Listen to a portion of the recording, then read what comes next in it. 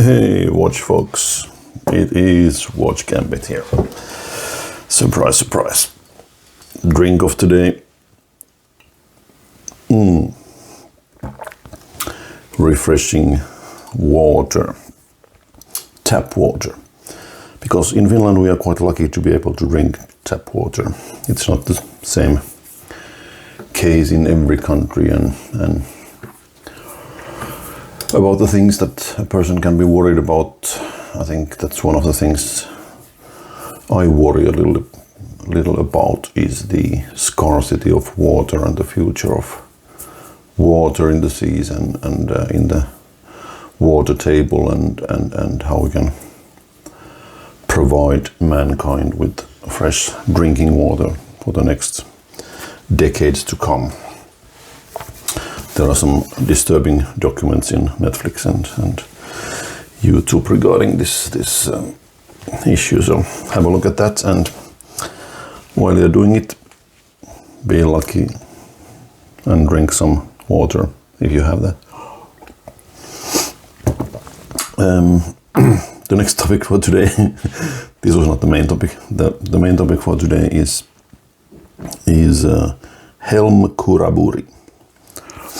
And I'm in a panic to do this review because I just got the watch. I've had some first feels of it and I'm going to pass it on in the next 2 days. So I'll have to review it now quickly in order to get it in, and the lucky next owner will enjoy it starting 2 days from now. So let's go with HELM Khuraburi. So HELM as a brand is fairly new, founded in 2014, and what I've understood is that the people starting the brand were quite newbies and started it from nothing as well, and their first release was the Vanuatu in October 2015, which was an instant success, and it's really let's say a watch that micro brand fans really value, and for obvious good reasons. It's a good value watch, and I was always sort of thinking about HELM when I was browsing micro brands and thinking what to get next, and it never sort of became available in trades or anything, and a few weeks ago I was lucky to get a code from a friend in a Facebook group, a micro brand enthusiast like me, and got a code to purchase a new HELM Khuraburi 2022, and from receiving the code until the watch landed it was about 2 weeks, and that's pretty lucky because some people wait even two years to get a HELM watch, and I got it in 2 weeks, and pretty coincidental and lucky in that sense. So the main things about HELM Khuraburi then are that it is ISO 6425 compliant. All the watch fans obviously know what this means, but for those of you that don't know so much about it, it is a testing system based on a ISO, so global technical standard, and every watch that claims to have this compliance have to have certain basic features and criteria fulfilled in order to claim such a thing that they can use in marketing. And obviously it's a product feature, a combination of product features more than a marketing thing, and guarantees that the watch is really purpose built for diving purposes, and then you can use it in marketing in that way. So there are some criteria that it has to fulfill. It must have a diving time indicator, such as a unidirectional rotating bezel, like we have here, protected against inadvertent rotation, accidental rotation, so that you can keep up with your diving time. It must include an indication that the watch is running, and this indication must be visible in total darkness. And typically, and especially in this standard, it's at least 180 minutes after exposure to light. The time must be distinguishable from the hour hand. The set time of the diving time indicator must be visible, and the fact that the watch is running, so the second hand must be also illumined, and yeah, must be legible from the distance of 25 centimeters in the dark. And each of the watches that state this compliance have to be 100% tested. So every unit that comes out of the production have to have this testing done. And yeah, those are the main things that belong to this criteria. And yeah, pretty stringent and a good standard in a way that really makes the watch fulfill the basic things a diving watch should fulfill. Other aspects of the watch, it's 43 mil bezel diameter, lug to lug 49, lug width 20 tapering to lug width 22 tapering to 20, and obviously stainless steel and yeah, the basic stuff that you can expect from a good diving watch. The things that distinguish this from possibly other watches of the same genre, so micro brand divers, are quite easy to spot here. So not all of the watches have drilled lugs, which is something I quite often say out loud that I appreciate a lot, because I play with straps and like to have a different look attached to the watch, and it's easier when the lugs are drilled. The case back with HELM branding, typical sort of engraved case back with, well, branding and technical features engraved. A solid clasp that works really well, and you cannot open it inadvertently because of the double lock, and 6 micro adjustments on the other side. The bracelet pieces, so three link bracelet with screws, so that's also another good thing in my book, that yeah, it's easier to make it fit your wrist when it first lands on your desk, and obviously with ownership changes as well. One really positive thing, and probably the best I've ever seen, is the articulation of this bracelet. So yeah, it really folds into itself like magic. So have a look at that. Have you seen a bracelet like that before? I haven't. But then again, haven't seen everything. Yeah, excellent bracelet. Like it a lot. Well brushed, good shape on it. Almost approaches like a hexad type of shaping. So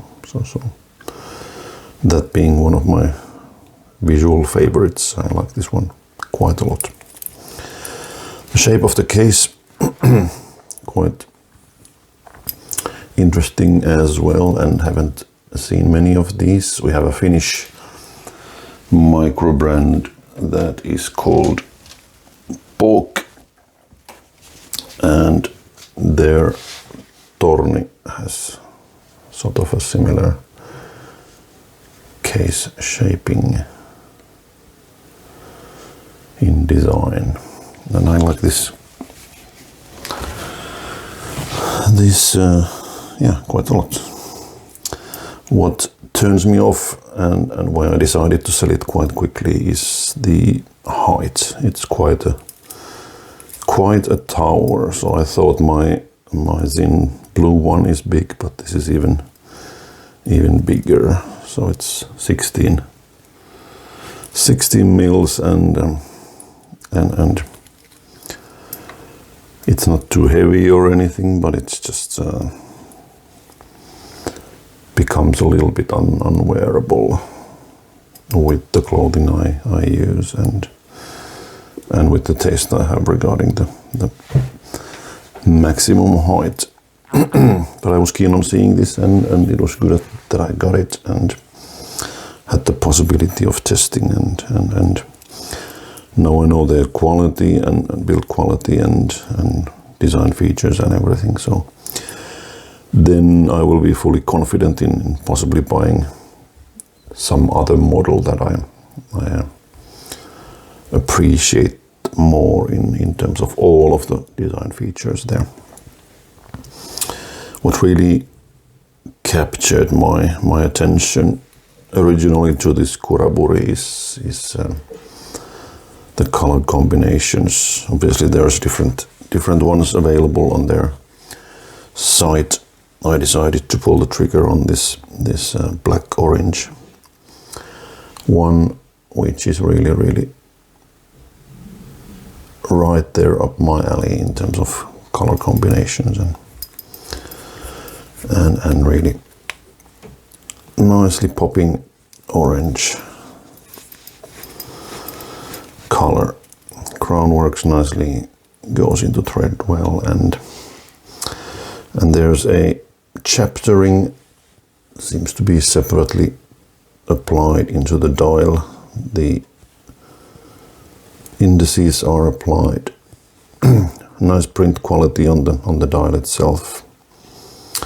The hands, when I look at them with a loop in 3x magnification, seem to be a little bit on the rougher side of things, but by naked eye you can't really tell that much that it's from a different planet than the rest of the components under the glass.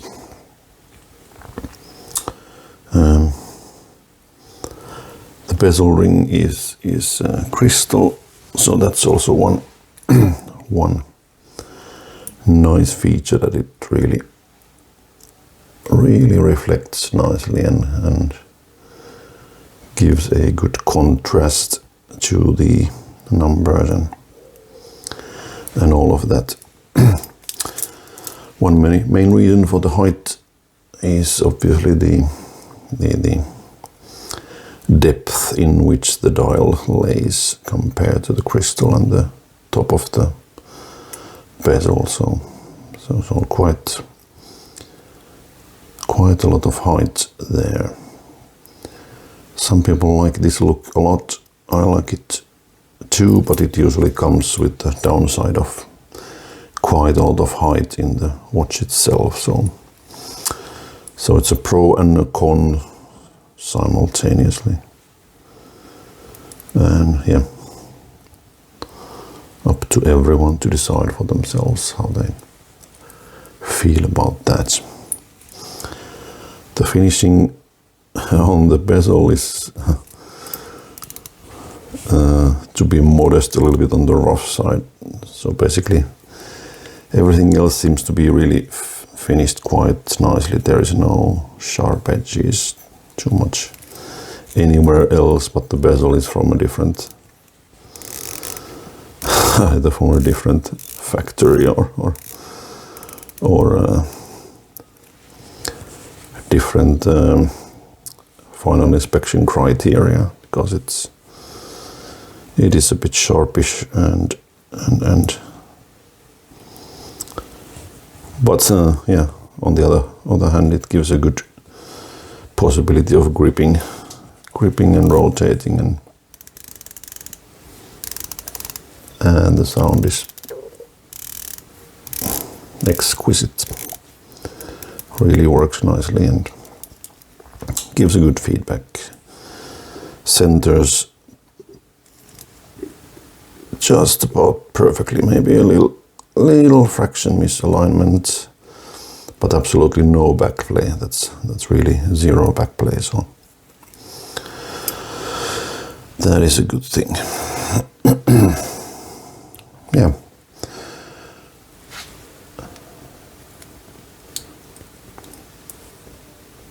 Yeah, tell me what you think. Or do you have some other helms in your collection you want to tell me about, or give a hint on what to consider next? Maybe if there's a Vanuatu second-hand available somewhere, sometime. It's almost the same as winning in lottery to get one of those, but yeah, you can always step in a queue and possibly wait for it longer than a Rolex, so that's, yeah, one alternative. Really solid piece, looks nice, and let's have a look at how it looks on my wrist today.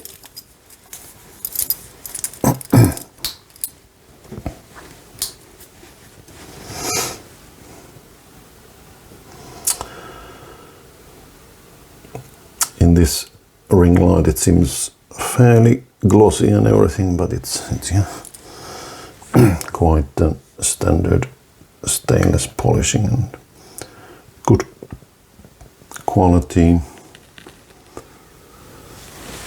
With the luck to luck, yeah, it's not bad. It fits quite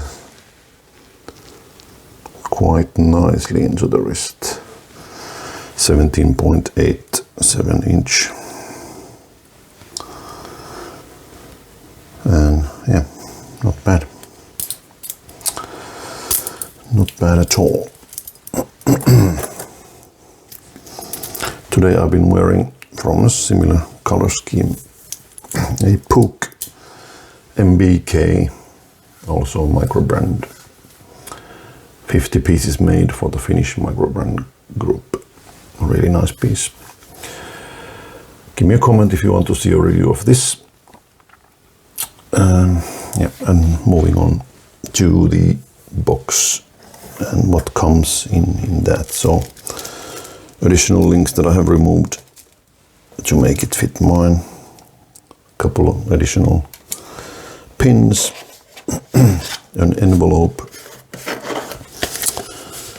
branded envelope that reveals a small instruction book with all the basic details on how to take care of it, and specifications and setting time, and yeah, mandatory but not so useful.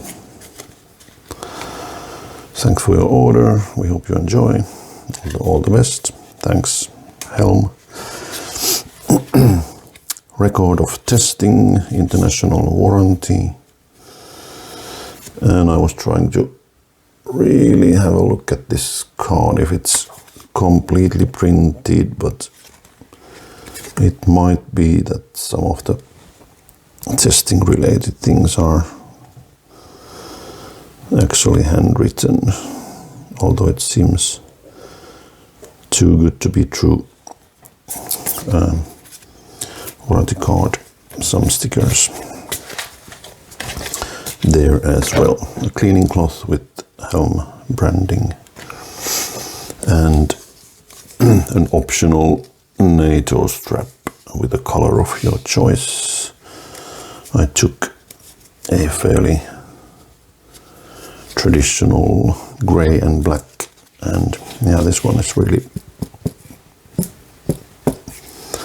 good quality, not stretchy, not crappy like you see in some cases. HELM branding on the lock part there. Comes in a box in and around a pillow, and there is a small screwdriver also to make adjustments on the metal bracelet. Yeah. So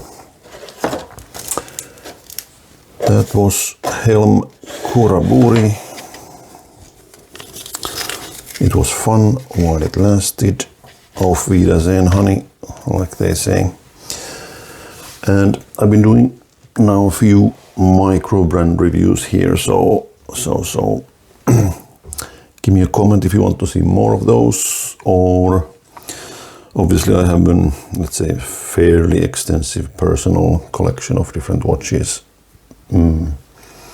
consisting of different brands, and I'm a confessed Seiko-holic, so I have a fair amount of Seikos there as well.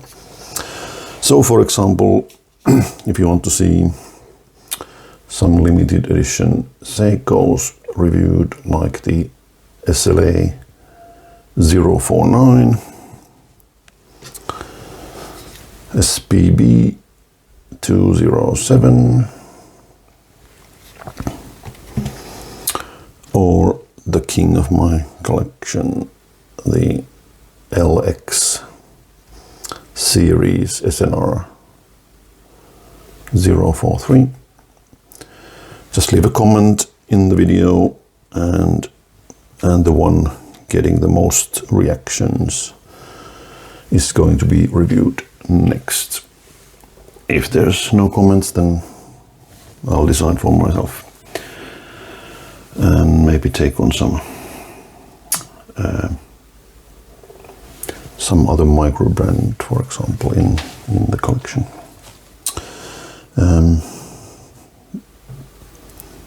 No gadgets or additional things to review today, so thanks for listening, tuning in, and see you in the next video.